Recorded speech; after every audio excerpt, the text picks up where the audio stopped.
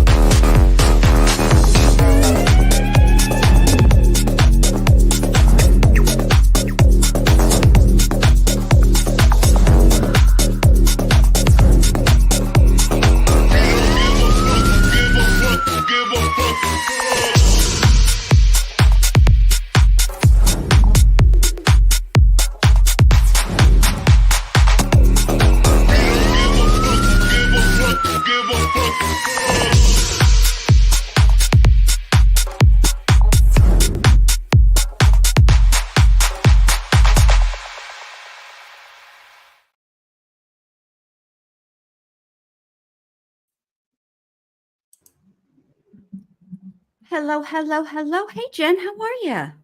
Hey, B Crumbs. Hey, Allie. Good to see you. Thanks for being here, guys. Hello. Hello. How was your weekend? I have worked like crazy. I put in about 10 hours today making deliveries. Oh, wow. Look at you, busy little bee. Yeah. Well, hopefully I did enough yesterday and today that I can focus on, the book and YouTube for Monday and Tuesday at least. Oh, yeah. I'm learning how to juggle it all. What do we have going on Monday and Tuesday? Anything? God, who knows? That we know for sure? Nothing that I we know for sure. We Yeah. should have to keep it open because sometimes they Mhm. like to be surprising us Yeah. over there.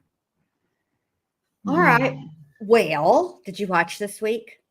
Of course. What'd you think? This one seemed to go faster than the other ones. It But did.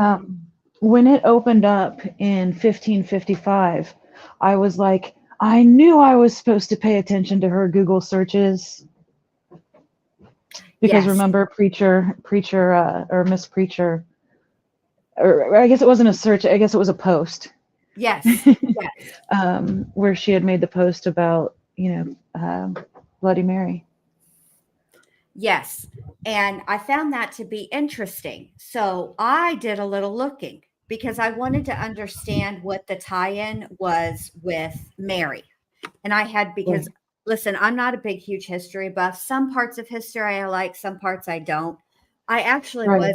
am pretty interested in the royals, to be quite frank with you, and I'm really surprised I didn't know this. I actually had to Google it, but the tie-in when it opens up in 1555 is Bloody Mary, which is Queen Mary the First. Okay. Hmm. And she's a controversial figure in history. She's one of Henry the Eighth's daughters Hmm. before he married Anne Boleyn. And if y'all don't know who Anne Boleyn is, remember that part in Steel Magnolias when Weezer's getting her lips waxed and Clary's in the bathroom and she says, Anne Boleyn had 6 fingers or something like that. And uh, Weezer says, what happened to the other foe?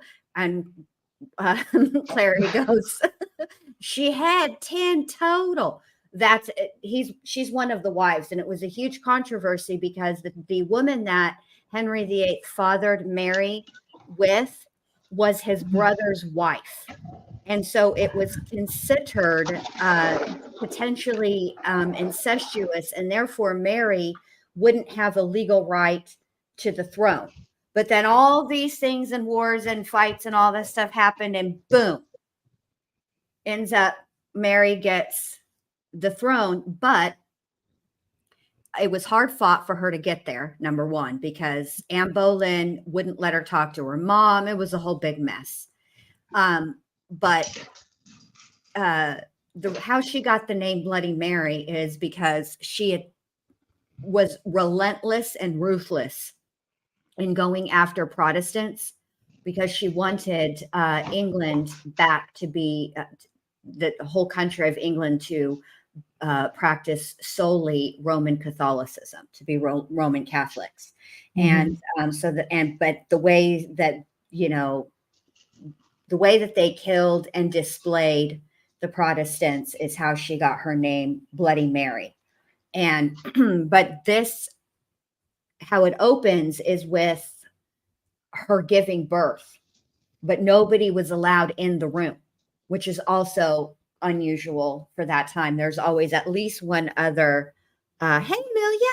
There's usually at least one other somebody attending a birth, right? But she did it all on her own. And then, her sister Elizabeth comes out and she enters the room or whatever, and there's blood everywhere. There's a bad smell. And the only reason I know there's a bad smell is because Elizabeth like made a face and then put her finger under her nose. And there's blood everywhere. It's gross. And then, they're having this exchange and she's asking about, Mary's baby. Is it a boy? Is it an heir? Yada, yada, yada, whatever. And then you start hearing that dadgum chanting that we heard from the cabinet under the stairs in the basement from this episode 3. And boom, here comes the women wearing nothing but black, but they're wearing those upside down crow wings on their heads, their headdresses. But what I noticed is different. Did you notice it about their headdresses? No, what? One of them has, it's like trimmed with gold. Oh no, I didn't notice that. Yeah, and I was paying. Well, I like to this time. I watched the episode twice, so on my second go around, that's when I really noticed stuff. And I noticed that, and I thought, that must mean something, because usually it does. Right. So they lift up their face coverings, and boom, 2 witches, and basically they're like, "We'll take that baby, please. You made a deal. You had a wonderful, fruitful reign, the most fruitful reign, and he is the exchange." And then Elizabeth pipes up, what are you talking about? Well, she's all, shocked and shook. And they said to her, the witches said, don't worry, your time's coming. So there was that. And they also said that he's waited 6,000 years to be born. And Elizabeth's like, I'm not, cahooting with y'all. And so they struck her down barren. And so then it goes into present time. And that's when Anna and Dex are outside at the their house in the Hamptons, and she confronts him about hanging out with Sonia. You want to take it from here? You got anything to add? No, I was talking to Raldo before the show, though, and he did mention he wasn't sure if he was accurate or not, but he was thinking that Mary was the mother of King James, as in the King James Bible. Oh, And I thought that was interesting, and I just ran out of time. I didn't have time to actually look it up. well, that's interesting. Yeah, I thought that was interesting. That is interesting. But like I said, I didn't have a chance to look it up, so I'll be Googling later. I'll have to, yeah, I'm going to Google after this. So then she confronts Dex about the smooch, and, he just gaslights the shit out of her. Yeah. He's Yeah, like, I mean, yeah, go ahead. textbook. Oh, just Yeah. textbook gaslighting. Yeah. He's like, no, I told you, Anna, I told you we were doing a pop-up show. Remember? And Anna's all confused, but then this is how he wins, he wins the argument, because homegirl has been losing time. So it is Right. possible, and she has been forgetful. And then she says that she saw who did she Sonia. say? Dex Who? and Sonia outside. Dex and Sonia outside the. Yes, but then When she she was said with she Kamal. saw somebody else, or Oh, she she said makes she saw. Yeah, she said she saw Miss Preacher, yes, and then he says something along the lines of, Court said that she's just a such and such that, is full of conspiracy theories and hangs out there, and she realizes, well, you weren't there. How do you know that? And which then he gaslights her again. Yeah. He gaslights her throughout this whole thing, which is Yeah. very, very reminiscent of what happened in Rosemary's Baby, but they didn't have a word for it back then. There wasn't a word for gaslighting back then, but now we have a term for it, for what they did to her. But they were, so she's just standing outside and she glances over, and it took me a minute. I had to watch this part several times because I wanted to be accurate. She sees something, some type of dead animal, and she picks it up and takes it into the house. And the house manager, Nicolette, sees a drop of blood on the floor and says, are you bleeding again? And she's, and Anna's like, oh, no. I found this dead animal, and well, I'm not sure if it's actually dead. And I'm an animal lover, so I'm going to nurse it back to health, or try. So she takes this wrapped up in a baby blanket animal down to the basement, because that's what you do. And puts it in a bassinet and turns on that dadgum mobile.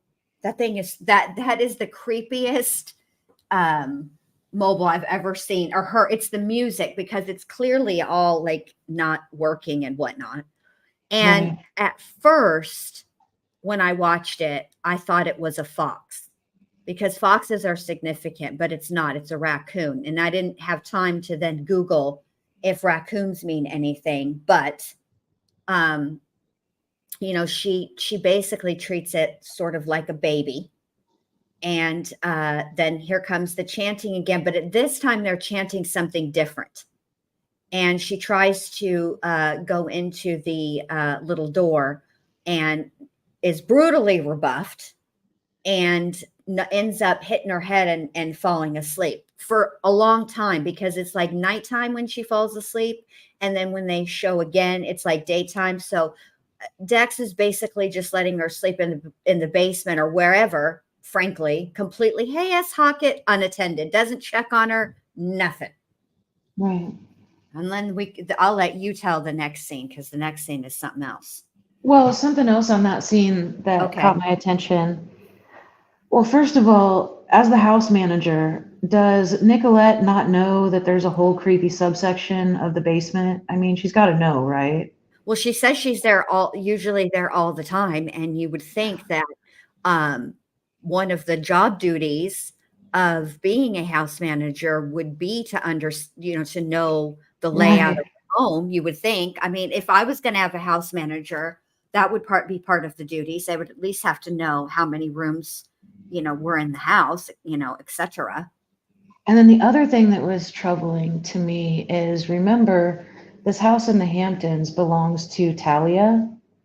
And Talia Yes. is the one in the bathroom with the red lipstick, basically talking about having kids like it's the stupidest thing you could ever do.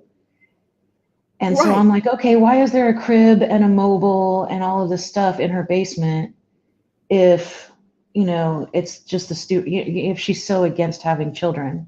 Right. Um, that threw me off a little bit. Yeah, it makes you wonder, why is that baby stuff there? Because at first I thought, when Anna was going through it in episode 2, yeah, 2, that it was stuff that they had bought for their Right, baby. And then right. but then I realized when I watched it again, oh, it's not. Yeah, that's exactly what I did.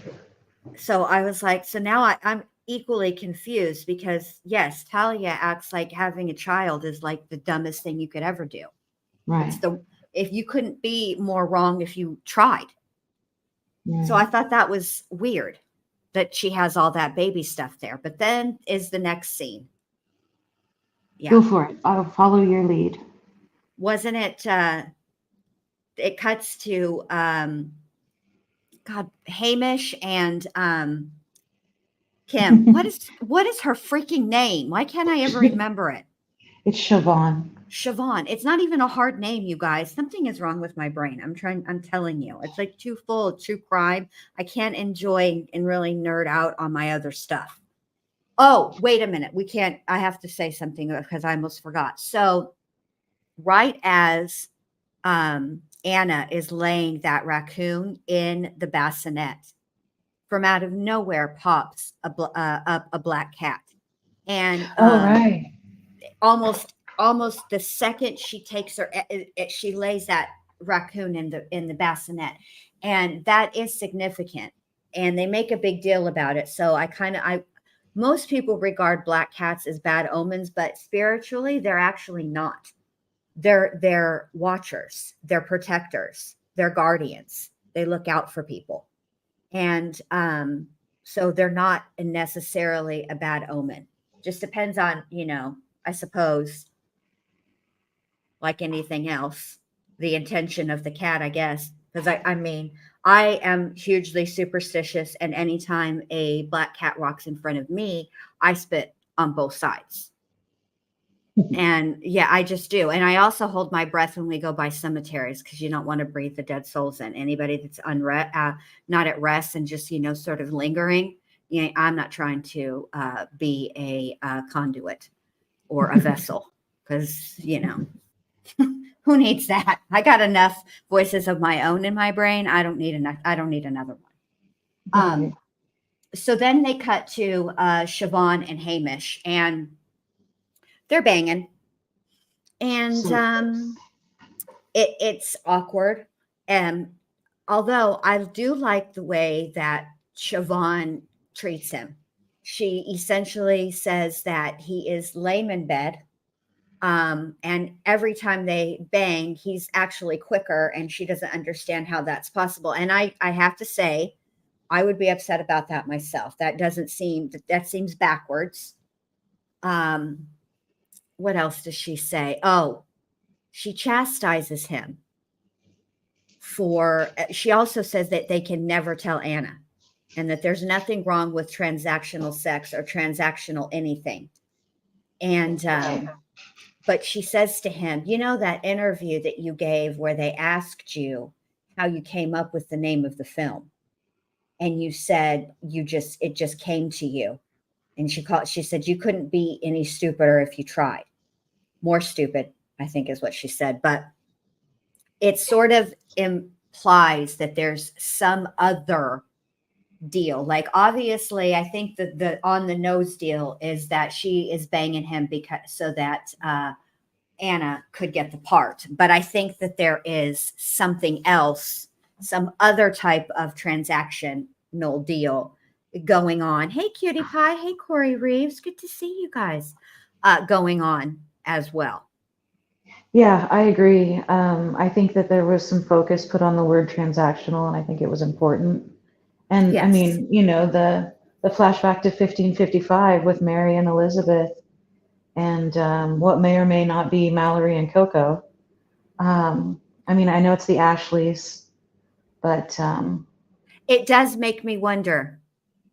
right. That's what I thought immediately. But that's what it all was, is, it's the transaction with the baby, or the transaction with the sex, or, and the way that they worded it when she was giving him a hard time about the GQ interview. Mm-hmm. The way they worded it, I actually said out loud, it was something along the lines of, "We both know where you really got the idea for that film," or whatever it was. Like, okay, but I don't. Right. Could you? Yeah. Come on, Siobhan. Don't be an ass. Just Right, listen. You've already busted his balls, literally and figuratively. Why don't you just spill the tea while you're at it? right. Can we also talk about the fact that she just gets up and throws her clothes on? She doesn't get a wet nap. She doesn't go to the bathroom. Come on, That's dangerous, girls. It's very Kim. important that after you do the boom boom, that you get up and go potty. I mean, Any something. gynecologist on the planet will tell you that. Also, probably shower. But before you shower, you should definitely tinkle. It's very important. Right. And could his character look a little more like Harvey Weinstein? Yeah, and he's so whiny. He was really good in The Feud. Yeah. He I really don't know. was. I haven't seen it. You have to see it. It's on Hulu. Okay. If you guys haven't watched The Feud, you have to watch it. It's about Betty Davis and Joan Crawford. So Susan Sarandon plays Betty Davis, and the indefatigable Jessica Lange plays Joan Crawford. And it's so good. It's so good. It's, obviously later on in life, it's when they started with whatever happened to Baby Jane. That's the time period it starts. And then it moves to Hush, Hush, Sweet Charlotte. So good. There's so many good actors in there. Stanley Tucci's in it. There's a ton of good actors. But of course, my favorite. But I actually like Betty Davis more than I liked Joan Crawford. But I like both Susan Sarandon and Jessica Lange. As you guys know, I have the biggest girl crush on her ever. You should watch Cutie Pie. You're missing out, babe. It's getting good now.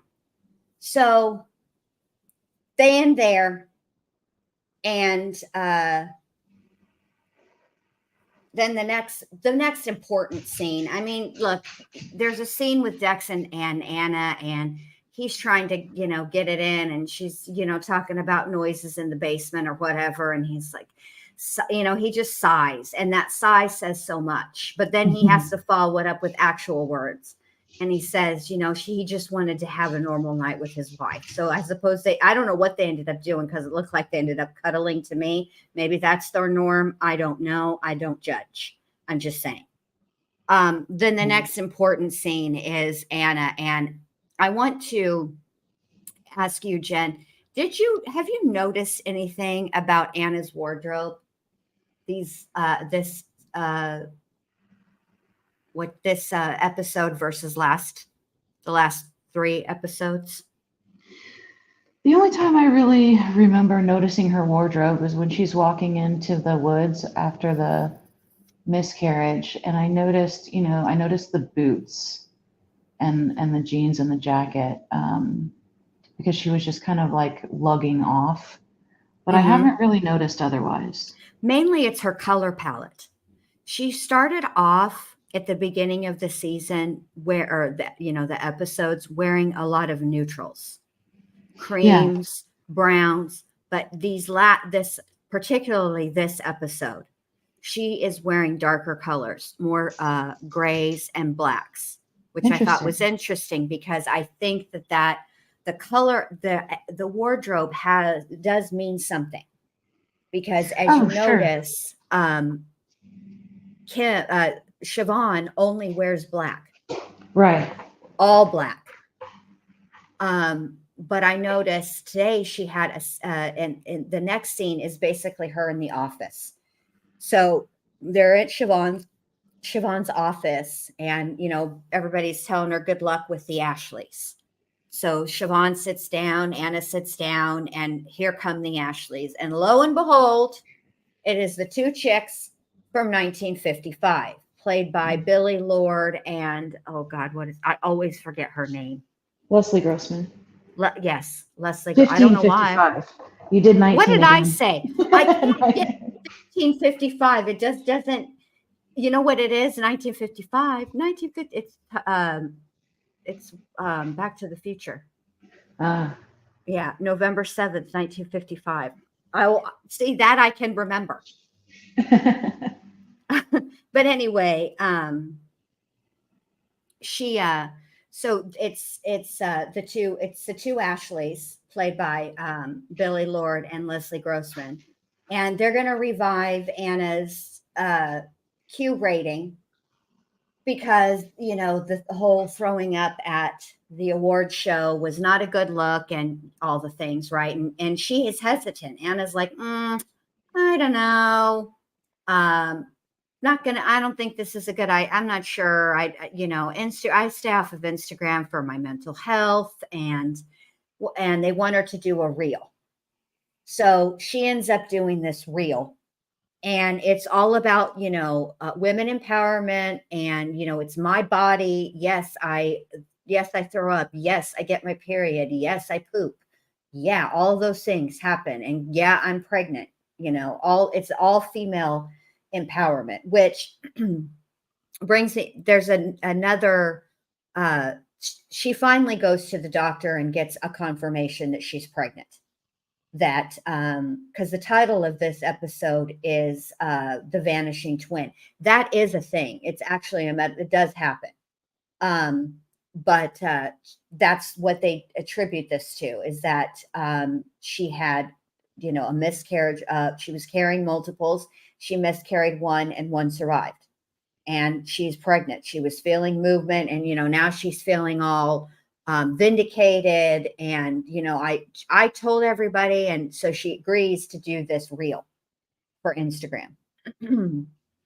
And that's really pretty much where it ends. But I will say this: she does get some flowers at the house, and it says, "Don't trust anyone. They are red roses," which is interesting because red roses usually are reserved for love, somebody who loves you, giving them to you, like a lover, not just like I love Allie and I love Jen, but I wouldn't get them red roses. I'd get them yellow roses, because yellow roses are friendship. But it's, hey, MK.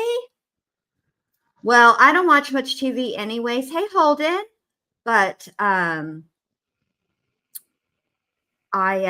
do watch American Horror Story, but the house manager says that she sort of sensed that she was pregnant, but then she makes this other comment, which I think is important. She says, "I always like it when women are pregnant. It feels like a sisterhood, kind of like, oh, I don't know, a coven, Right. you know, like we're stronger together."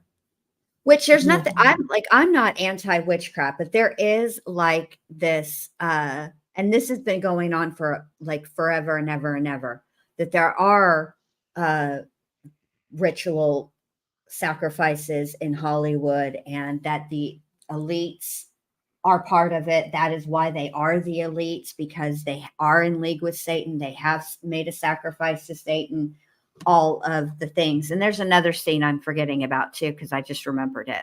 What is it? Dex's mom. Dex's mom. See, and this is another thing. So Dex's mom, Victoria, shows up, and you can tell there's no love lost between her and Anna. You know, they don't get along that well.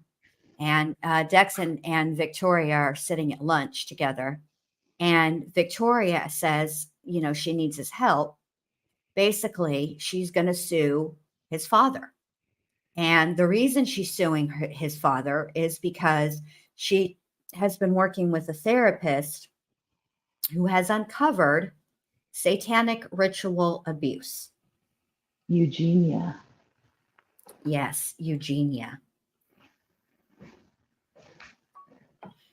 So now it's starting to tie together. Right. So I'm personally convinced that Dr. Hill is Dex's father.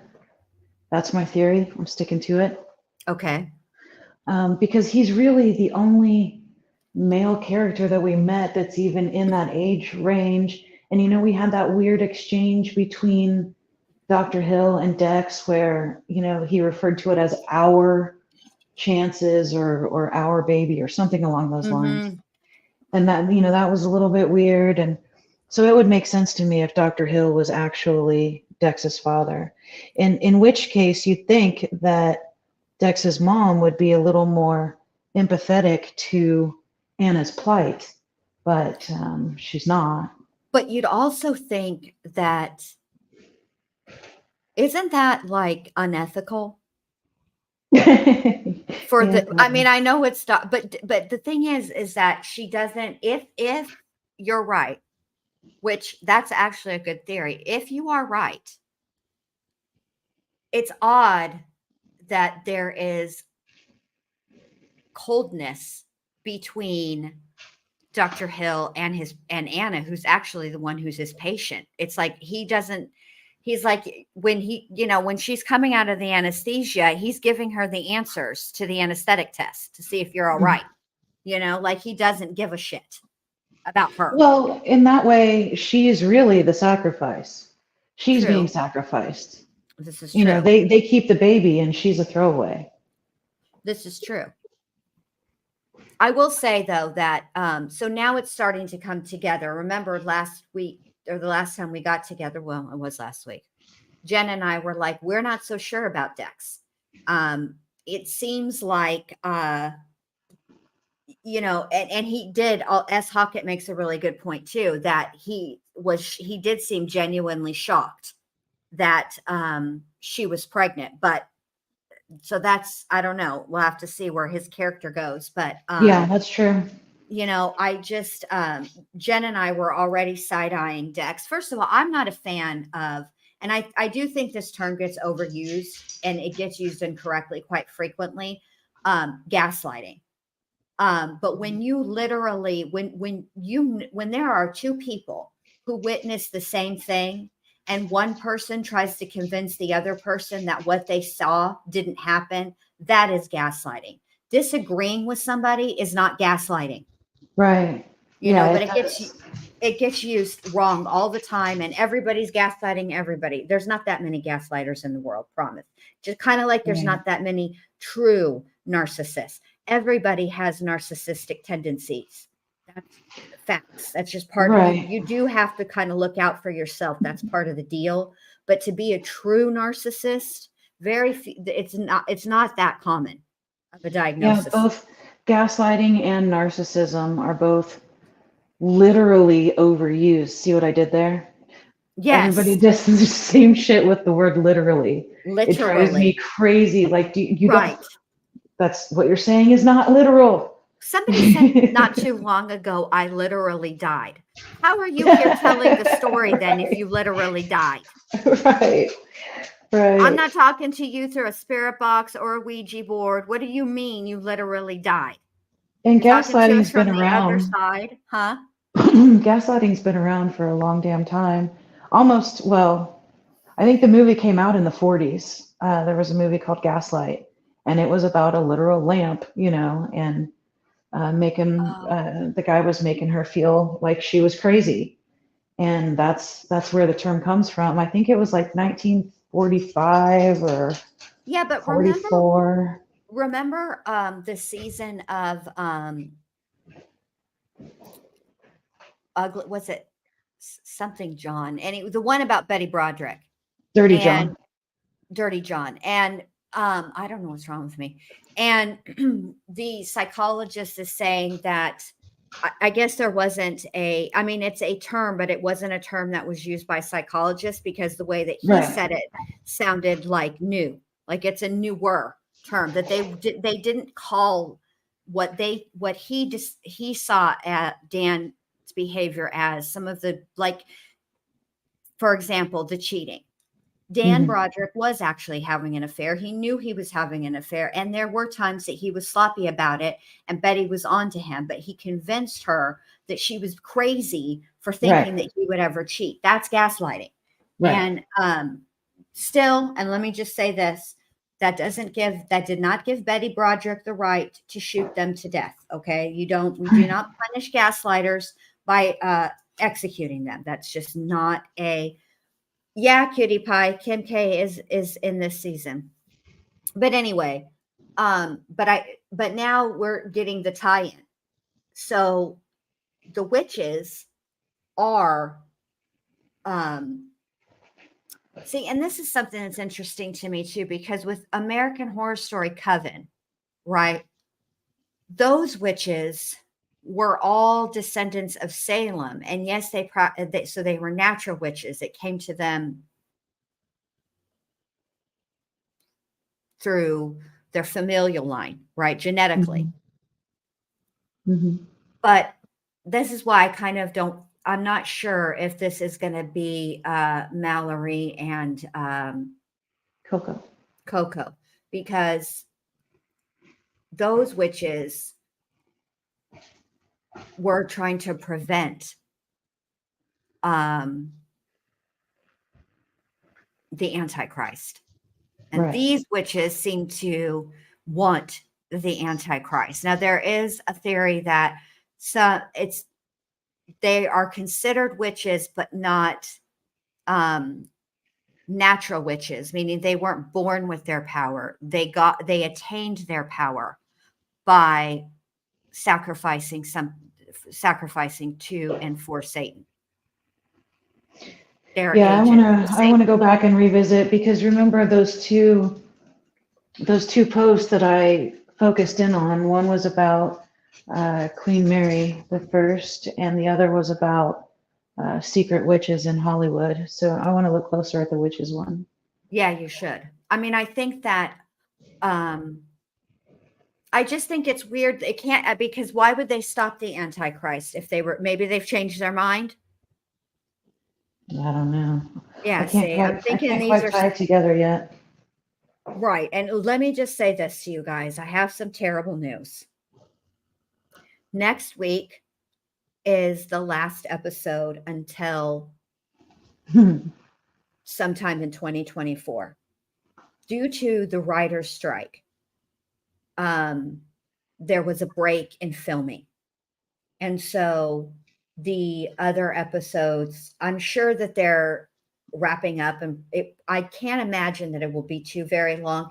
Usually, because the way that they used to do it is that in the early seasons, they would go all the way up until October, right? Halloween, that time, that whatever Wednesday around Halloween, that would be their last episode. And there was no new episodes until the beginning of the year because of the holidays. So I'm hoping that that's what they do this year. I'm hoping that's what they do this season. This is what's irritating to me. This is not the same as Game of Thrones. Okay. The situation with Game of Thrones was this: the books weren't done to the part of the story that they end with, right? Those parts haven't been written yet or hadn't been written yet. Okay. So having to take a break for a minute to figure out how they're going to do a screenplay of a book that hasn't been written yet or isn't finished being written, that's one thing.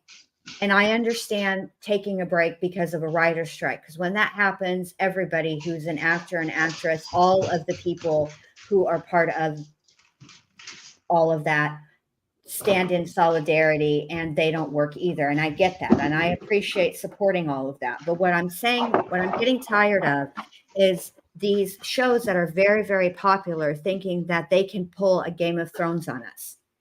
There were 2 years between the, what was it? Season 5 and season 6, whatever the last season is. Hold on, let me look it up.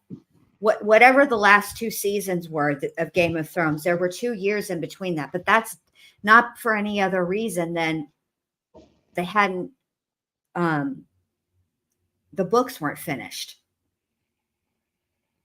Hold on. Well, and there was a writer's strike, and then I think they solved that issue and then went right into an actor strike. Right. Okay. 8. There are 8 issues, 8 seasons. So between 7 and 8, there's like 2 years. But that's different. But people were people. I'm people. Yes, I was so upset.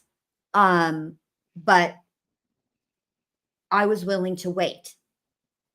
And I know that most people will put up with it because what else are we going to do?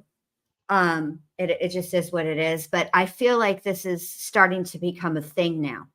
Netflix is this, they did it with the last season of Stranger Things. They released it in 2 parts. Part of that had to do with COVID, though. That's not what this is. So Suzanne Summers died today. That's so sad. Mm.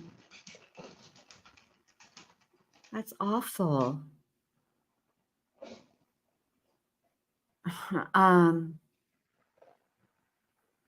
That's terrible. Poor Sue. Poor Chrissy Snow. See, that I remember. It's weird what my brain will remember. But anyway, and they also made this episode was only 38 minutes. Yeah. So that is significantly, I mean, it's like 4 or 5 minutes less of a show. Yeah. Which I don't appreciate.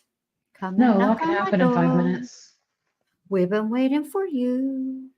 Where the kisses are hers and his, Three's Company too. Do do do do do. I had to get it out. It was gonna bug me. It was really gonna bug me if I didn't get it out. So we're gonna have to find another show to talk about, you guys. Now, They I are will. going to release some American Horror Stories episodes in the meantime. They better. So we'll Yeah, talk they said about they were those. going to. Okay, so we'll talk about those. Also, I have a video that's halfway done. It is every time Jason Voorhees died, and you can't see it, but air quotes died in each and every Friday the 13th, except for Jason X. I don't consider Jason X part of the Friday the 13th, timeline. I think it's the stupidest movie ever. Okay, so I have to put it on. I was thinking about putting it on this channel, and I may still, but I got to figure out what I'm doing with Epidemic Sound. Because listen, I know YouTube has its own audio library, but once you've perused Epidemic Sound, you don't really want to go back to the YouTube library. It's the audio library. It's really hard to navigate, and some of their songs are great, and some of their songs are just bad.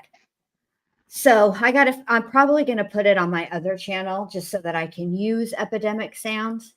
And I mean, technically, Jason Voorhees is a serial killer. Freddy Krueger, another serial killer. So I was thinking every time I was going to put together one for Friday the 13th and then one for all of the Nightmare on Elm Streets. So, and then I would include, of course, Freddy versus Jason. So anyway. There's a couple more, well, three more things that I wanted to talk about with the episode, if that's okay. No, you can talk about You're cut 2 off. things and that's it. Blocked. And reported. You got to report that because that's really rude. Okay, no, tell me about it. So the mirror, Oh why God, she I hasn't totally removed forgot that about that part. mirror like 3 episodes ago. I mean, the writing wouldn't come off of it. I mean, would you leave that in your room? I mean, it's her No. bedroom, right? Would Yes. you leave that in your bedroom? Why is it First- there? Okay, first of all, let me just tell you this. Would I ever have a mirror in my bedroom? No. And let me tell you why. Because when I was like 8 years old, the next door neighbors, their cousins, came over and they told us the story of Bloody Mary. Okay. And my mom was so annoyed with the whole situation that she took me and my sister in the bathroom and did it. And I was like, hell no. She was like, this has to end. And I was like, no, I'm not, I tried to get out. And ever since then, I've been freaked out by mirrors in the bedroom. Also, I think there's something, okay, there's another thing about mirrors. So when I was visiting my dad in Arizona, this is a house that I never lived in. This is a house my parents bought when they moved back to Arizona after my sister and I were, we were grown up, like chronologically, our ages were grown up, but I still don't even think I'm grown up. And I got a grandbaby, 3 grandbabies actually. So anyway, I was taking a shower in the guest bathroom, and when I got out of the shower, there was writing all over the mirror, from the bottom of the mirror all the way across, all the way to the top. But it wasn't. It was backwards writing. It looked like somebody wrote from the other side of the mirror. Wow. Okay. And it scared the shit out of me. So I told my dad about it. And he's like, well, every once in a while, one of us would take a shower in there and there would be tic-tac-toe on it. But that's it. Let me see what you're talking about. So I went, there's no way that I could have done this. Okay. And I wish that this was at a time when we had the kind of phones we have now, because I could have totally captured this. So we stand in the bathroom, the door is shut. I turn the water on all the way to hot. It gets all steamy. And my dad, even the color went from his face too. And he was like, it's never done that. And I was like, totally, we were both fucking freaked out. And I said, Dad, we got to call like the bruja. We got to call like a curanderia. Somebody needs to come in here and fix this house. So then we decided, all right. Let's just all calm the fuck down. We went in there. Obviously, whoever it is trying to communicate in some kind of way. So we do the whole thing again, and we're trying to read what the money or what the mirror is, what the writing is. And it was like money on books. He didn't have to do it, but it scared the shit out of me. So then I was like, I still had like 2 more days to stay, which is 2 more showers.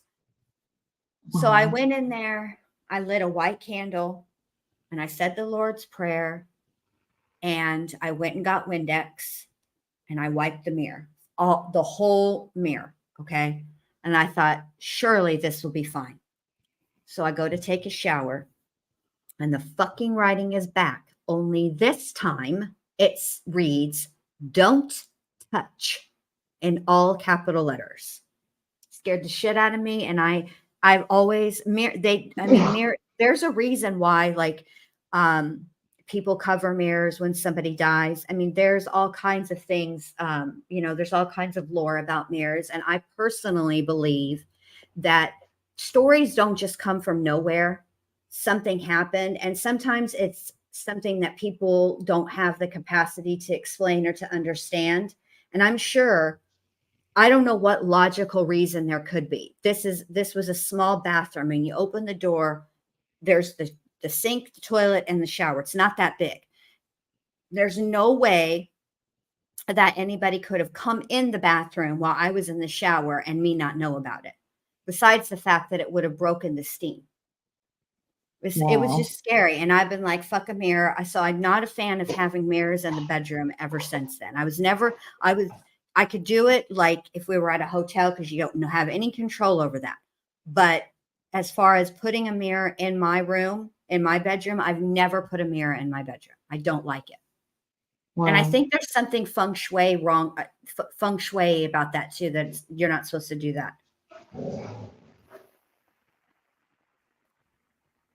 All right, but what else were you going to say now that I got you completely off track? I know. What else? She finally breaks that mirror, though. Yeah. We didn't talk about the final scene at all. And well, yeah, how the show ended was just like, well, I'm glad I wasn't eating. Thanks a lot, American Horror Yes. Story. That's really disgusting. Mm. But I did something that's really sticking with me. You know how we were talking about how it has this whole Alice in Wonderland vibe? Yes. So once again, she gets all weird and shit goes sideways after she has eaten or drank something. Also, why was the ice cream in the refrigerator? The I ice noticed cream that and the too. pickles were right next to each other. Yes, we didn't talk about that part because I've been thinking about that too, and it's so cliche. I've been pregnant technically 5 times. I had a miscarriage between my daughters, but I've been pregnant. I've been successfully pregnant 4 times to term, and I never craved things like that. Like I wanted with my son, my oldest son, it was salsa. With my next son, it was Tootsie Roll Pops. Couldn't get enough of those. With my daughter, my oldest daughter, it was Pepsi and those drumsticks, the ice cream. And then with my youngest, my little mini Bindi, man, y'all, I'm telling you, I couldn't get enough Taco Bell into my system. Every time there was an opportunity to go out, like to get fast food, the kids would just be like, she's just going to say Taco Bell, Dad. Why do you even ask? And that is what I wanted every single time. 2 Taco Supremes, no tomatoes. I like tomatoes, but Taco Bell's tomatoes are mushy. There's something wrong with them, so I don't eat them. And nachos every single time with 1 packet of on one side of the taco, I put mild sauce, and on the other side of the taco, hot sauce. Why? Because when you put them together, they make medium and they taste good like that. I don't know why it is that way. Science. It just is science. That's just and I still do that. Science. But yeah, Science. so that, and then I, so I'm kind of tripping on the pickles and ice cream being in the refrigerator, and then And the as only soon as thing she in the does eat that, refrigerator. right, then shit goes crazy again, and by, Anna goes crazy again. Yes. Also, did you have a Letitia flashback when she bumped her head? For a minute, I did. I also had a little bit. Oh, we didn't even talk about this. So when she goes to get a spoon for the ice cream, now That let was me the just third say thing. Yeah, that was the third thing. okay. So let me just say this too. She goes to get a spoon out of the drawer to eat the ice cream. And it's the biggest fucking spoon I've ever seen in my life. Like it is a serving spoon. It is not an eating spoon that she's eating this ice cream with, which was bothersome to me because the other thing that was bothersome to me is that she bites on the side when she eats. And that is a Emma Roberts thing. That is not her character or whatever. And I suspect that it's because she has had implants or something done to the front teeth. But anywho, it was rather, but she finds a picture that she hid there of Talia. Well, she didn't. No, it was there. She Didn't found she it there. find it before and then put it back there and put it Well, there? she left it there. Okay, that's where She it was found it before and originally. she left it. Yeah. Okay. So she picks this picture up, and it's Dex, Talia, and Adeline. and she's looking at the picture, and Adeline morphs into Sonia. Which took me back to the title of the episode called The Vanishing Twin. Now I know that Correct. was actually about the baby, but was it? Because now I'm back to the thing, like I wondered if they were the same person, and now I think that they were twins. Could it be possible that this is a nod to what is that? It was a show, but first it was a movie. And they just did it on was it Prime or Peacock? Hold on a second. Give me just a second. Because it was a movie, and it's about two twins who are fertility doctors, and Jeremy Irons plays the twins. Hold on a second. Let me Google this. This is going to drive me nuts. And in the Whenever I think of fertility, I think back to an old movie. Well, it's not old. It's from I don't know, I'm thinking early 80s, and it was called Creator. Virginia Madsen was in it. I don't know why, but I loved that movie when I was younger. No, the one I'm thinking of is it's from the 80s. What is it fucking called? Dead Ringers. And it's a and then they remade it into a series. And hold on a second, I'll tell you. No barking while I'm on the internet. You can bark if you want to. Jen said it's okay. Jen don't care. It's He wants to just run at high speed in circles in the backyard as soon as it gets dark. It's got Rachel Weisz in it. Yeah, I don't know. And from The Mummy. Mm-hmm. She did all those. Anyway, she's in Constantine too. She did good in that one as well. Anywho, that's what I was thinking of. And the way that movie and that show ends, one, is similar. Hold on. Okay. That's not mine. That's the neighbor's. So I gotta bring him in. So yeah. Anyway, that's what it made me think of. It made me think of Dead Ringers with the whole, because they were fertility. Have you guys has anybody ever seen that movie, Dead Ringers, or watched that show? Dead Ringers was on Prime. Actually, it's really good. The series was really good, and it's a lot darker, which I didn't know how this was possible to make it to make the show darker. The movie itself is dark, but they made the show somehow darker. But they're both really good. You guys should check it out. I know Dead Ringers, the series is on Prime. Let me see where Dead Ringers the movie is. It's actually really good. Hold on, let me see something really quick. Let me take away the mini series.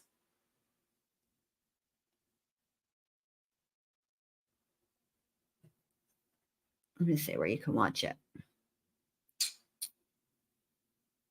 Pluto, Tubi, Amazon requires a subscription. But anyway, it's really a good movie. Both the movie and the series are both good. But that's what this whole vanishing twin makes me think of. There's also like a weird phenomenon too, where twins, one twin will absorb the other twin, which I always found fascinating. No, you're good. Crisis averted. Okay, everybody good? Yeah. Okay. Okay, so that's the movie it makes me think of because of the infertility situation going on and the way that movie ends. One Mm. twin survives and the other one doesn't. So makes you wonder about is that and then the vanishing twin. I wonder if it's like a double entendre. Right. You know, Yeah, hey it's, I mean, Brandy. the only thing we know for sure is, very little can be chalked up to potential mistake. I mean, Right. everything with American Horror Story is so purposeful. It is. It is. I just if I'm going to be very very upset, like maybe even a strongly worded email upset if this next episode needs to be longer. It needs to Yeah. be a good hour and 15 minutes, maybe even an hour and 30 minutes, to be quite honest. That's the right thing to do. Ryan Murphy, come on. Don't do Yeah. me dirty. I have been very loyal. Many people have walked away from your series after Roanoke. They said they was done. I said, no, no. We all have a bad day. Roanoke was your bad day. And I hung in there. And I'm still hanging in there. Please, please don't do me dirty. But yeah, Right. you guys should definitely check out that show and that movie. I don't, the movie is from 1988. And if you're if you weren't raised in the 80s, like you were raised in the 90s, you're not going to like it because you're not going to get it. You're not going to understand because there's a lot of 80s stuff in there. You know what I mean? It's not going to, I don't know. You might like it. Depends, I guess, depends on how you, what you like. But anyway, it needs to be like a movie long cutie pie. They've done it before. Hmm. They've done it before on many, many, many, many seasons. So that's right, Kay Braze. Do it for Jin Lou. Come on, Ryan. I have been loyal and I have been faithful. And every season I start with a fresh slate and new hope. So come on. Yeah. I did, the only other thing that I was reminded of with this episode is, so Emma Roberts, as an actor herself, recently went through some really shitty PR. Yeah, Um, you did. Apparently she was acting like a whole ass on set, with other members. And I don't know, she's been accused of being transphobic and all kinds of stuff. I don't know any details, but I did hear that she had a whole lot of bad press lately. So I found it interesting that in the show she was dealing with crisis management PR.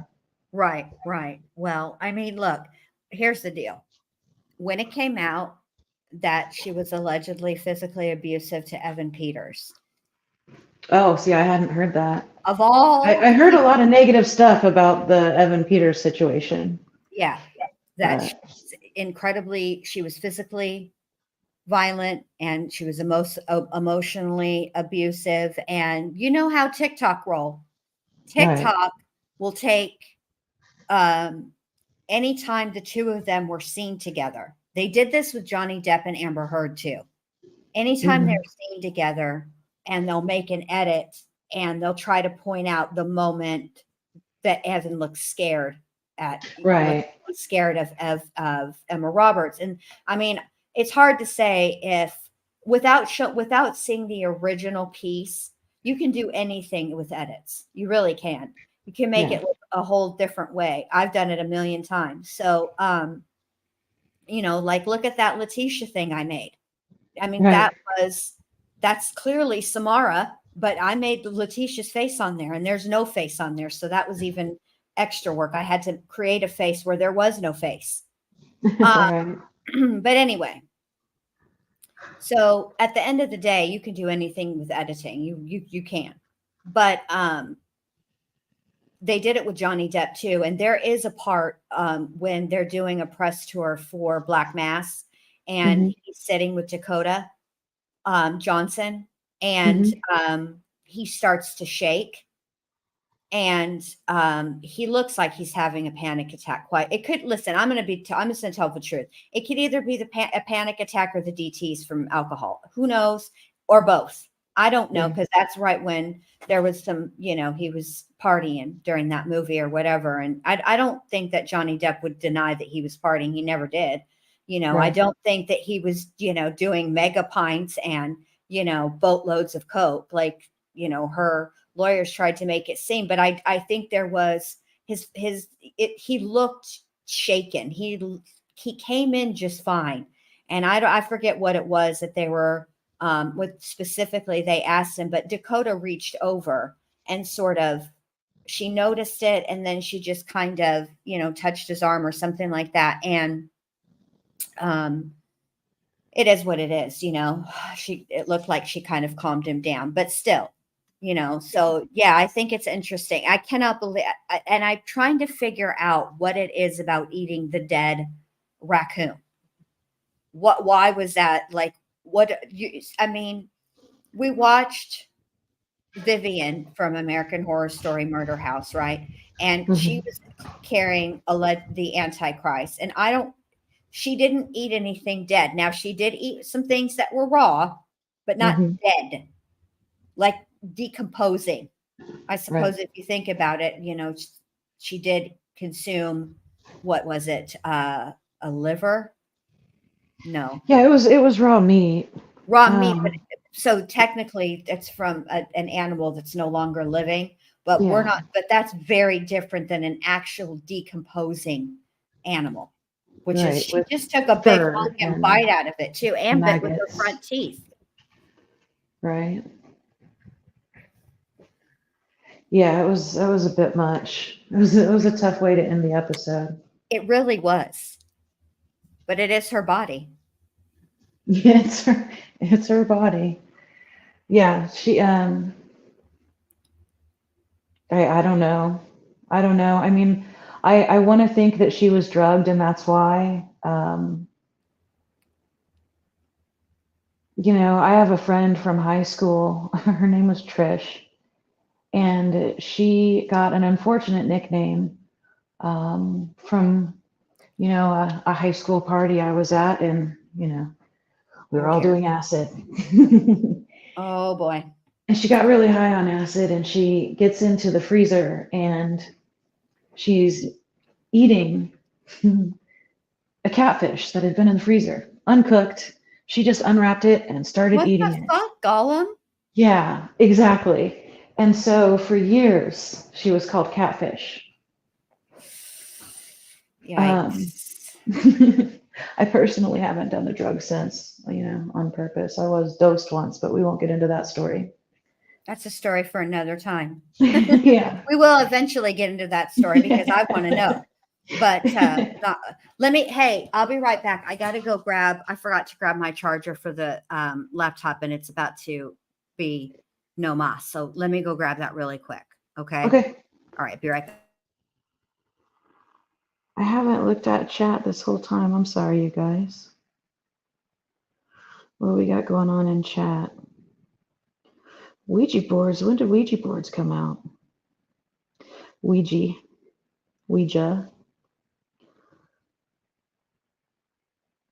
Bit fishy. K-Rays.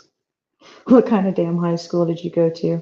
Well, B Crumbs, I went to an alternative education high school, and we had pool tables and smoke breaks, and we called the teachers by their first names. I graduated with a 4.0. It was interesting.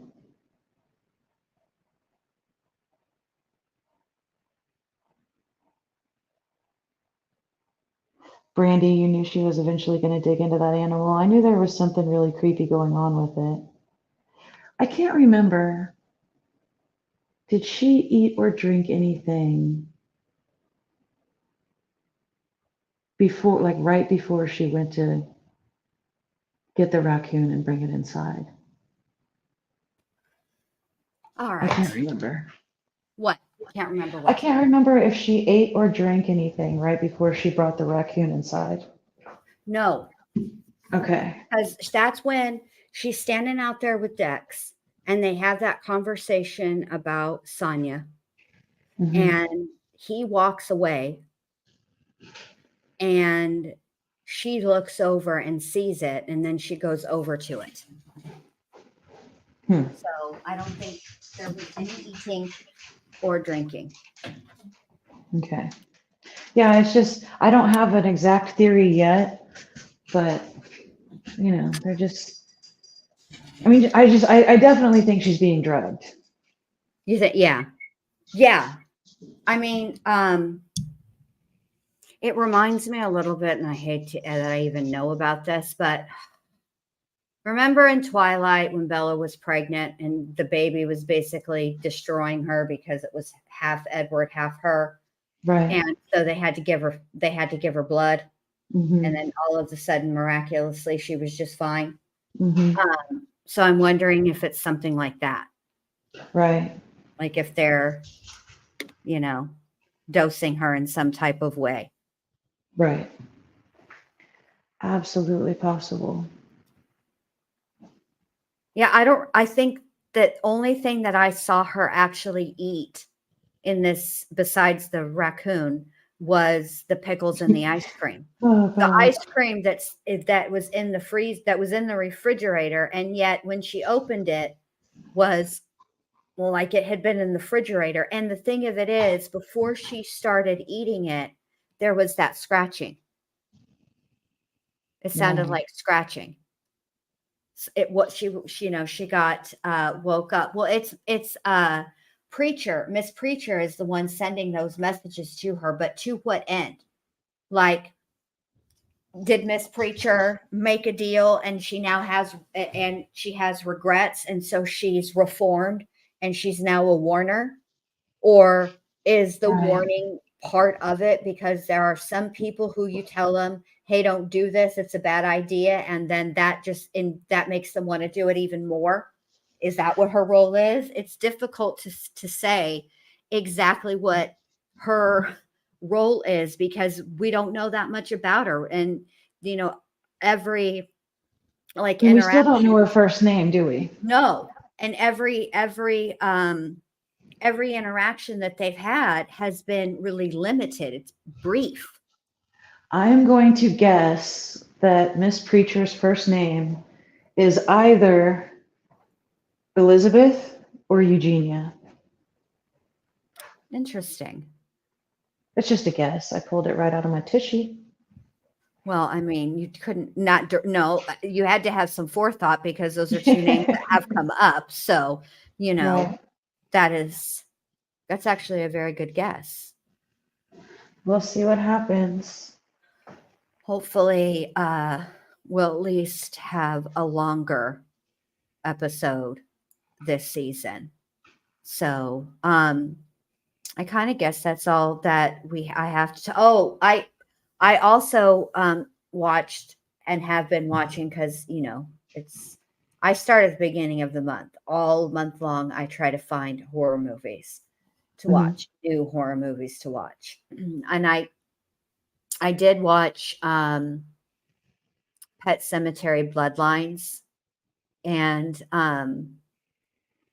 I think I'm going to do a video about that, and then I'm trying to bring myself to watch Winnie the Pooh Blood and Honey or whatever it's called. Um, but I just cannot make myself do it. However, I did go with some classics. I watched almost all of the Friday the 13th in a row, but I also went way back and I watched Sleepaway Camp 1 and 2. There's a third one, but I just couldn't do it. I was like, man, I can't do it.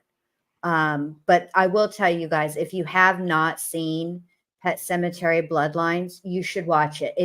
You don't need, it's on Paramount. And the remake of Pet Cemetery is on Paramount.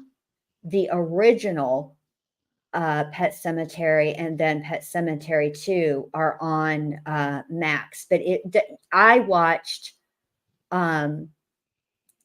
first I watched the remake, and then I was thinking, because there's some parts in the remake, which it's not a literal, an actual remake. They did change some stuff up. I mean, it's the same storyline and same characters and everything, but they changed some stuff up, and it's actually really good.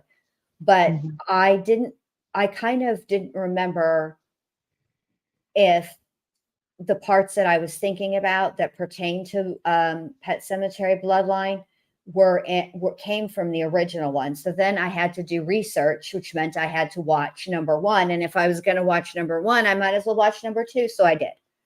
I just love Stephen King. I will say this: in the remake, there is no Stephen King, and that is one thing that I missed because, as you guys know, every story that Stephen King does, that ends up becoming a movie, or even whether it's a movie or a mini series like it was, Stephen King is in there somewhere, Mhm.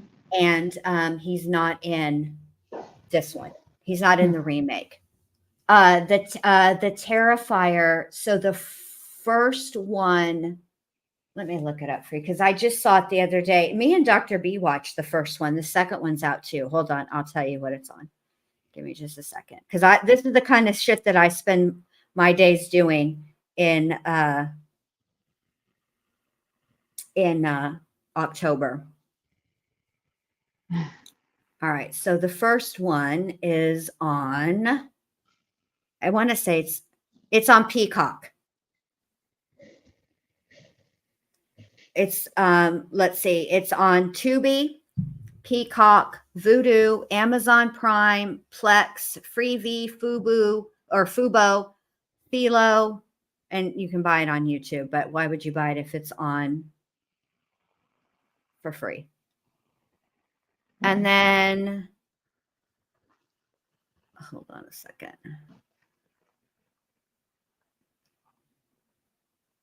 Also, all right, let me see. It's on Amazon Prime, YouTube TV, Vudu for 99 cents, Google Play, Redbox. Because I was going to watch both of them, but then I decided I would wait. What else did I watch? What else was I going to tell you guys? There's another one that I watched that was good too, but now I can't remember what it is. Oh, remember that mini series back in the 90s that Stephen King did, or that's based on a Stephen King story called Rose Red? That's on Hulu, and I watched that like, I don't know, a week ago or something like that. And it's good. It's got Nancy Travis in it. It's got Julian Sands from The Warlock in it. It's good. Did you see The a couple years ago they came out with a TV show that was based on the Flowers in the Attic? Yes, I did. So they've done a ton of VC. So Lifetime has done it. Hmm. Lifetime has done a series from Flowers in the Attic. Well, they were movies that from Flowers in the Attic, but they followed that entire book series, which I read. So they did Flowers in the Attic. They did Petals on the Wind. They did If There Be Thorns, and then they did Seeds of Yesterday. Hmm. And then they did they did another one of her book series, and they're doing another one now. They did Dawn, and then I forget what the other one was in between, like Angel, that series. They did that book series. They're actually kind of good. I mean, they're like the books. They're, Lacey Andrews, though, I did feel like she was working out some issues because Yeah. all of her books have sort of this weird theme of essay in them that's just kind of disturbing. But Yeah. yeah, they did the Heaven series. That's what it was. Heaven, Dark Angel, all that. They did that series, and there's another one that they're doing currently. What else was I going to tell you? The first one was, what was the, if the, yes, the first one was called The Terrifier. What do you mean it wasn't called? Let me look.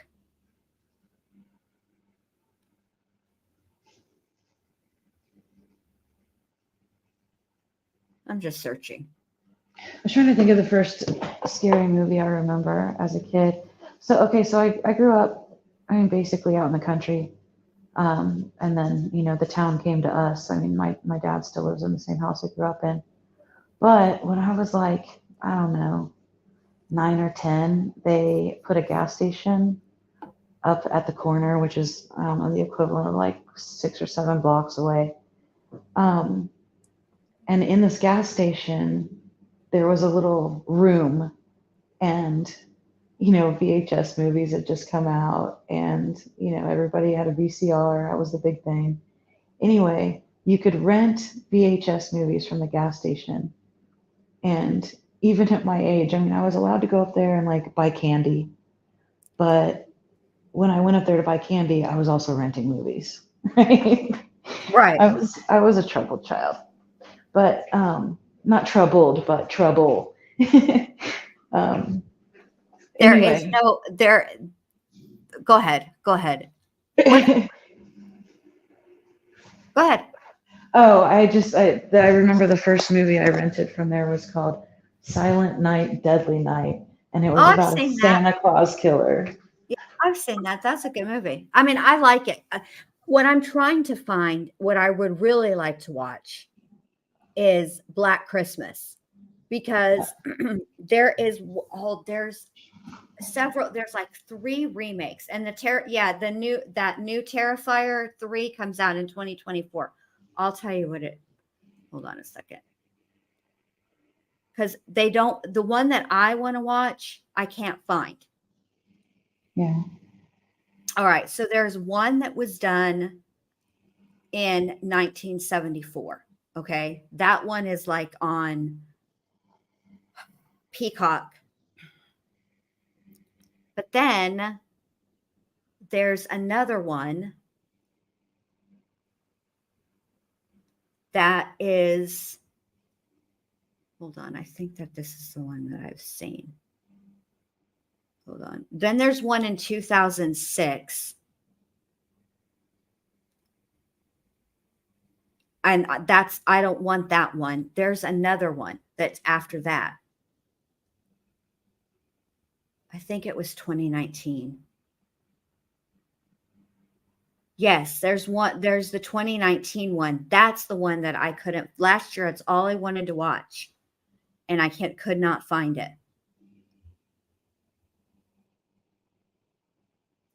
That one's a good one too. And there's another one too. Hold on, because then there's another one that says 2021. What?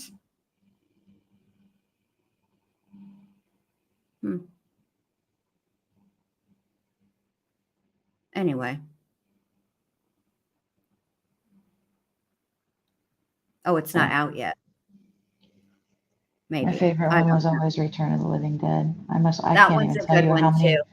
hundreds of times I watched that movie. You know what else is out that I haven't watched in a really long time? Oh, I like that one too, Cutie Pie. Night of the Demons. I haven't seen it. Oh, it's a good one. It's hold on. I'll tell you what channel it's on. I think it's on Max. It's either on Max or Peacock. I can't remember. Hold on. It's kind of cheesy, kind of silly, but it's good. It's from 1988. Hold on. Let me tell you who did it. Because I feel like I should know this. It's just, you got to watch it. I tried to watch something else that Max, see, this is the thing about me. I will, only at Halloween will I take a risk. But there are some movies, like if you go to Peacock and you just pick, hey, Butterfly Kisses, if you just pick the horror film genre, right? And Mhm. they'll put the known movies up that you would have heard of, right? And then you get to the scrolling. And sometimes you'll find good movies hidden, and that's why it's always a good idea to scroll. But there are some movies that are in that genre that I won't even take a chance on. Kind of like when you scroll Netflix. Netflix is like this too. So is Prime. When you start, if you've been scrolling a minute, like one time, I scrolled the horror genre in Prime for an hour. I didn't even realize I was doing it for that long, looking for a horror film. But when you start to get towards like the end of it, you're like, there's just movies that nah, I'm not going to take a chance. Normally I will. But when you get to that point, even I am like, nah, I'm not going to give it a chance. I watched Final Wish. It was free on I have premium, so it might not be, but I know it's on Prime. No, it's on Peacock, I think. But it was on YouTube.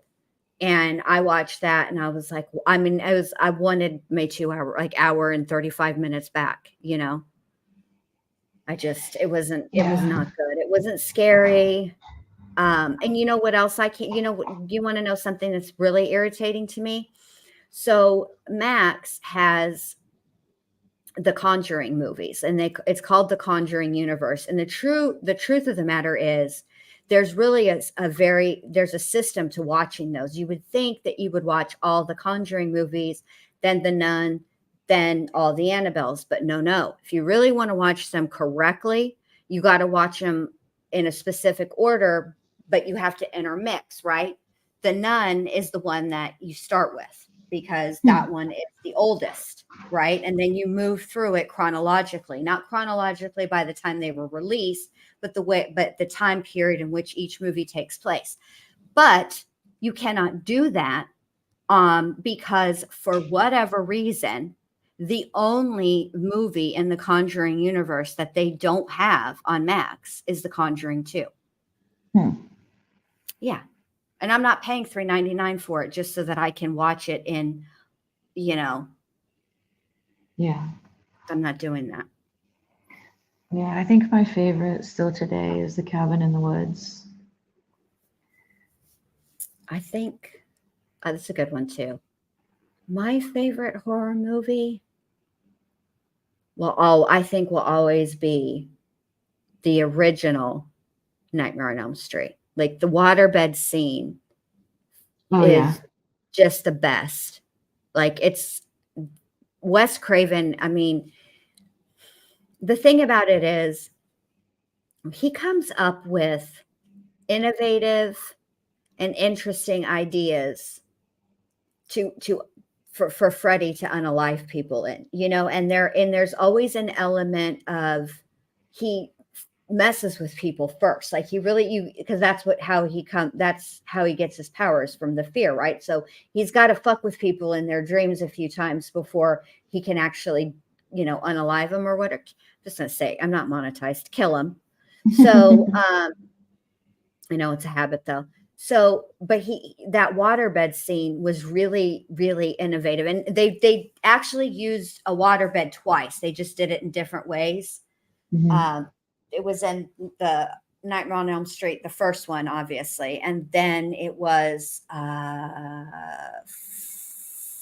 4, Dream Warriors. Not the one. And that's another thing. For a long, long time, HBO Max, before it was Max, they had all of the Nightmare on Elm Street movies except for the third one, the one with Patricia Arquette. And I never could understand why. And then they finally, I guess there was some kind of release. Also, there's I follow a couple of horror YouTube channels, and there has been rumblings, and I have to go back and find it to see if anything's come up. But they were actually going to do a Friday the 13th series that doesn't so much focus on Jason, but actually focuses on Mrs. Voorhees, since she made Jason. I also like all of the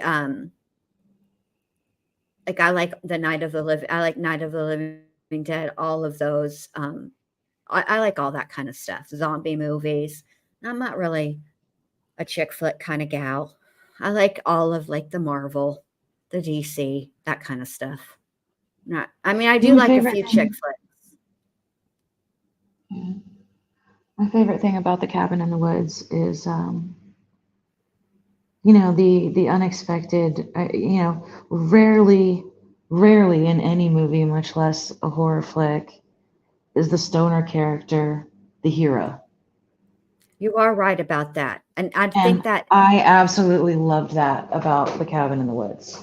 yes, and that is something that should be explored a little further because it goes against the horror movie rules, right? If Mm-hmm. anybody who has sex or does drugs ain't surviving. Like it's like a Right. morality thing, But this one took a risk, and I agree. I liked it. I Yeah, like I it love for that about doing it. that. And it makes sense. I mean, of course he's gonna like see through, yeah, I mean, he's already uh, he's played with altering his own consciousness to put, Yeah, and in that case it came in very handy. it did. And that See, makes sense. But traditionally, if you have sex or do drugs, you're gonna be on the list. correct. Yeah. As long as you just say no to everything, you'll Right. survive. Right. So, and what did I watch the other day too? I watched something else recently too that's a newer horror movie, but now I can't remember. I wrote them all down, but I don't have that list. This is on a different. This is if I have a horror notebook too for stuff because I want to like put together more videos and stuff and reviews on.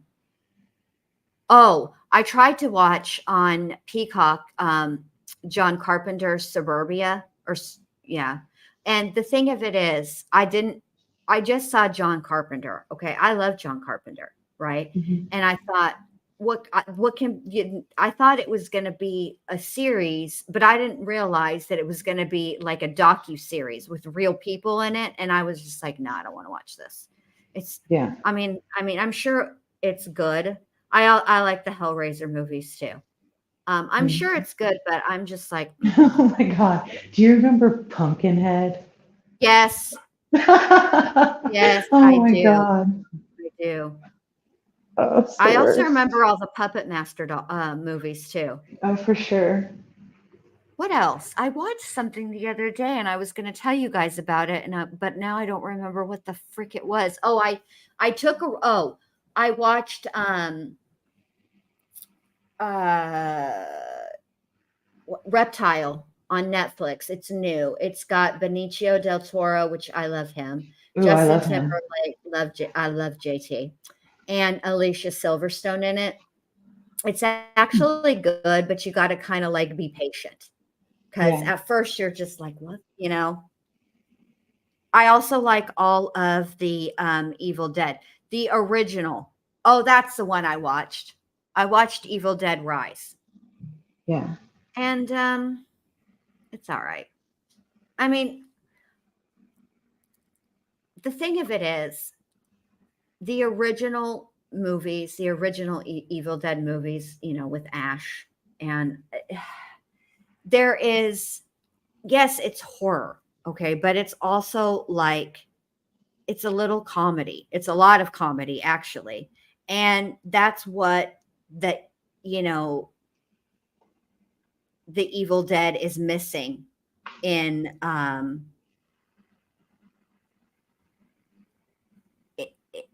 in the remake. It's just not the same without Bruce Campbell. There's nods to Bruce Campbell and the original films Yeah. in the remake of Evil Dead, but it's just not the same. It's not. I mean, I just love Bruce Campbell. I'm sorry, he's funny to me. He'll always be Ash, and he'll never be anything else. He's been in other stuff too, but I always see Ash when I see him. But I watched that. That's not the one I wanted to tell you guys about. I told you guys about. Um, Bloodlines.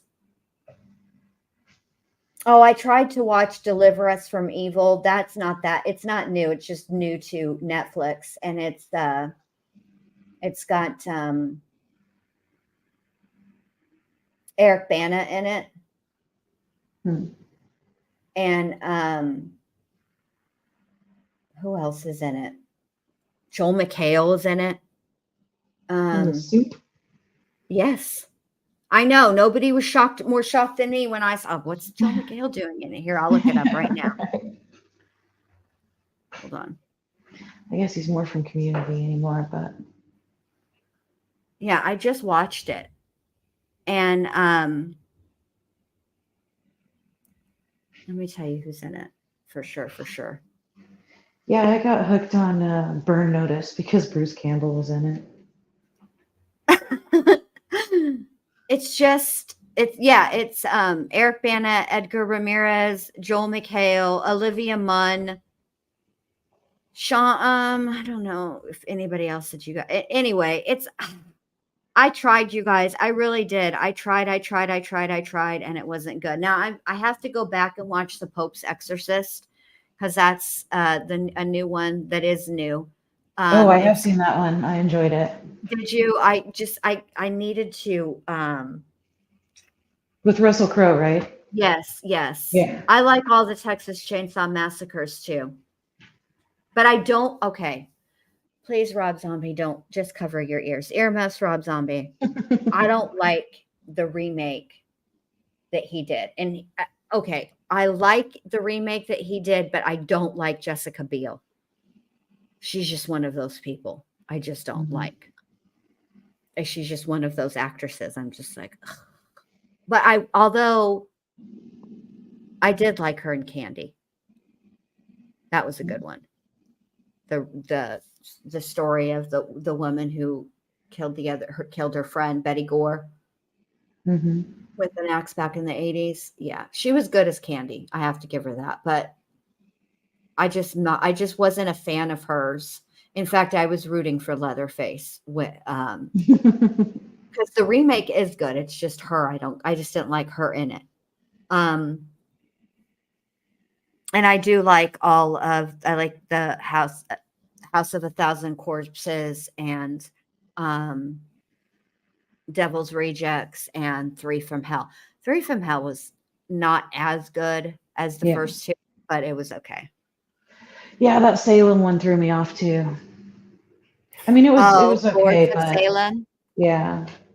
The thing is, I like his wife, Sherry Moon Zombie, but he uses her and she's always the lead in every single movie that he does for the most part, except for like the Halloweens, because obviously, but she's very prominent. Even in Halloween 2, she's very prominent. So, but bless her heart.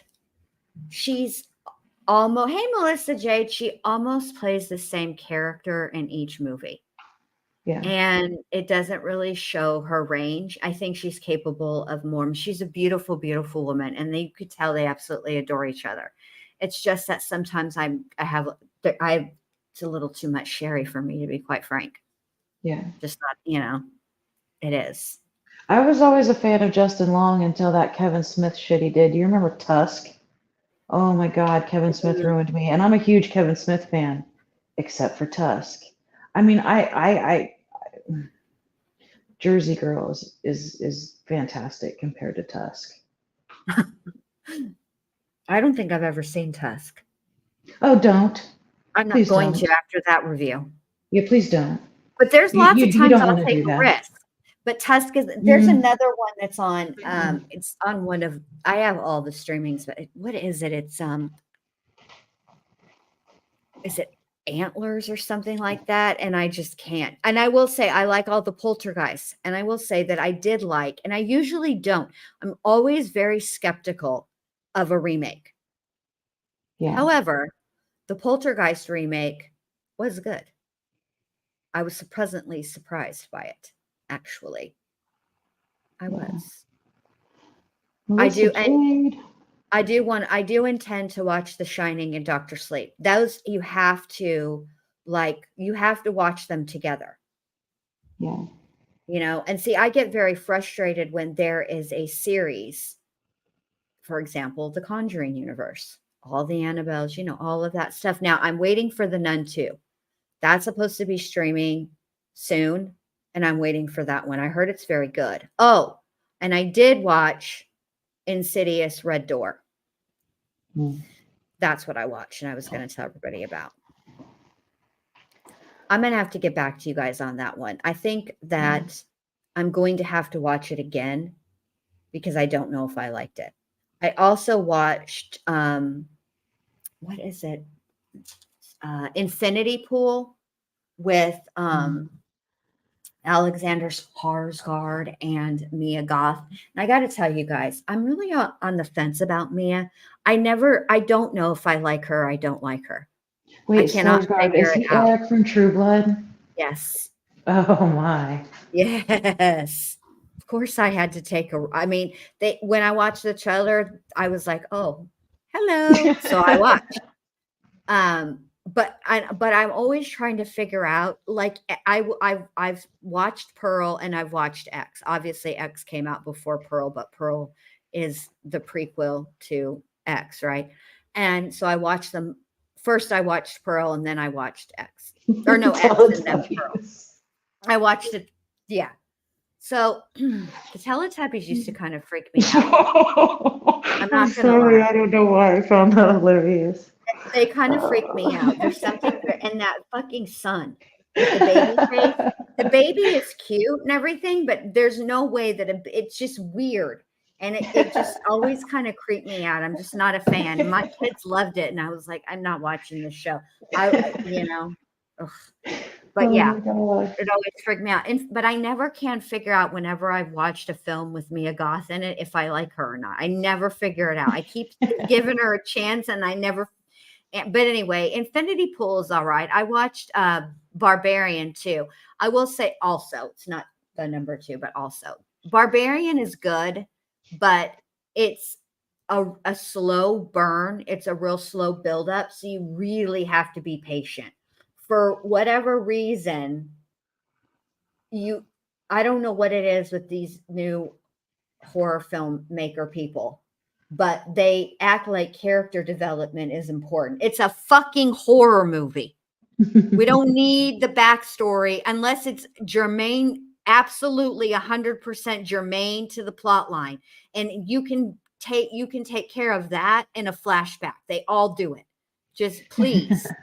I don't, please stop worrying about the character development. It's a horror movie. It's not that deep. Calm down. Like I don't like in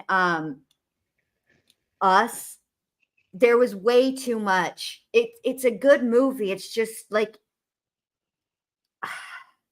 it's trying to make you think. And I don't watch horror movies because I want to think. Do you know what I mean? Yeah. I just it's too overly intellectual. It's okay to make me think. Like I'm not an idiot, but it's too intellectual for me. And Us and Get Out is of that particular filmmaker.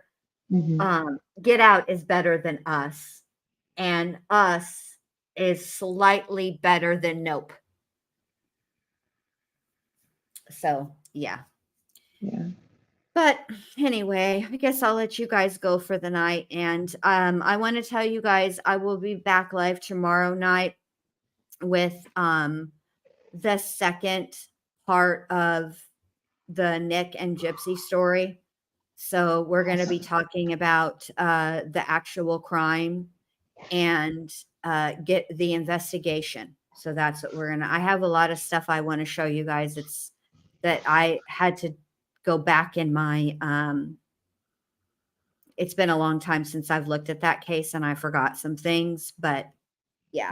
I'll have to go, then I started finding a bunch of stuff. So yeah, after this, I've got to go catch up because I was working all day, so I missed a lot of stuff. But I saw Melissa Jade was live earlier with an update about the leaked photographs from Delphi. Yes. So that's what I'm doing next. I'm going to go replay crew the Delphi video. And then I saw that Melissa Jade is going to be doing something on the case report, and I heard Allie talking about it too. So I think that's Oh, tomorrow, if I remember right. it is tomorrow. Um, Let me make sure that I don't want to go over. I don't want to do a live over, Melissa. So let me yeah. go look really quick what time Melissa's live is going to be tomorrow night, and I'll try to hopefully. Oh, she's doing it at 7, so I'll do mine at 9, and then we should be fine. Don't change your time, Melissa. Don't do it, lady. Please, please don't do it. So yeah, they did actually make a horror movie about Bloody Mary. Mhm. I'm going to do mine at 9, babe. So you're good to do yours at 7 because I want to see what you do. And then I have been enjoying her coverage of Gypsy, Rose Blanchard, and Nick Godejohn. Oh, have you, Melissa? Yeah, I've got some stuff that I had forgotten about. And once I started looking again, like one thing made me remember another thing and then another thing and then another thing. So I'm excited to do that. I oh yeah, I did, babe. I did. I watched his trial. But maybe we should. Maybe we'll do um message me, Melissa. Maybe we can do like since you're done with your presenting of your stuff, let me get done presenting my stuff, and then maybe we can do like a collab and talk about like what we, because I had an opinion back in, when this happened, and then watching next trial, and I have to say that some of my stuff has changed. Like some of my opinions on some of the stuff has changed, and maybe we can do a live together and talk about it. That's what we should do. Message me, babe. Hey, Mind of Monsters.